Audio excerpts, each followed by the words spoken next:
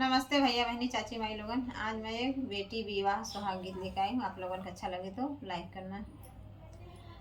अरे छिछली गड़हिया बेटी नैया तो चलावलू। अरे छिछली गड़हिया बेटी नैया तो चलावलू।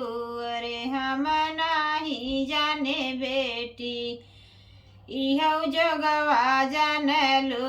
अरे हम नाही जाने बेटी इहौ जगवा जानलू।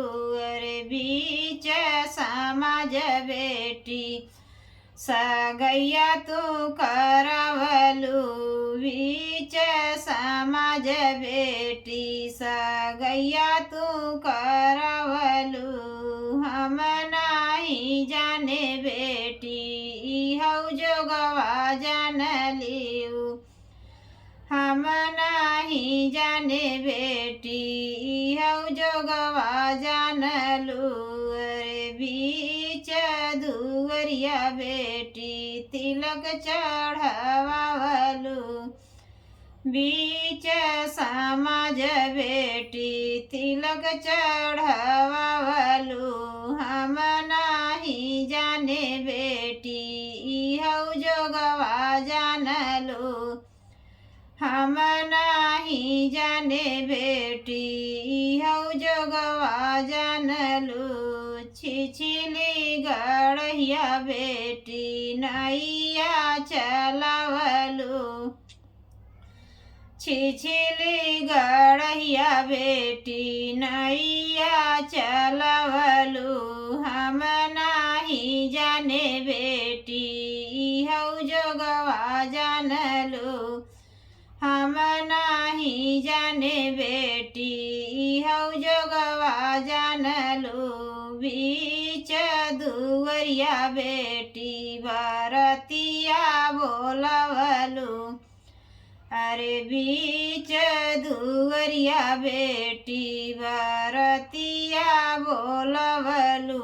अरे हम नाही जाने बेटी इहौ जोगवा जानलू। हम नाही जाने बेटी इहौ जोगवा जानलू। अरे बीच माड़वा बहिनी धरिया छोड़वलू। बीच माड़वा बहिनी धरिया छोड़वलू। हम नाही जाने बहिनी इहौ जोगवा जानलियू। अरे हम नाही जाने बहिनी इहौ जोगवा जानलियू।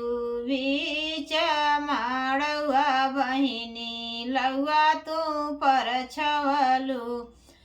बीच माड़वा बहिनी लौआ तू परछवलू। अरे हम नाही जाने बहिनी इहौ जोगवा जानलियू। हम नाही जाने बहिनी इहौ जोगवा जानलियू। छिछली गड़हिया बेटी नैया चलावलू। छिछली गड़हिया बेटी नैया चलावलू।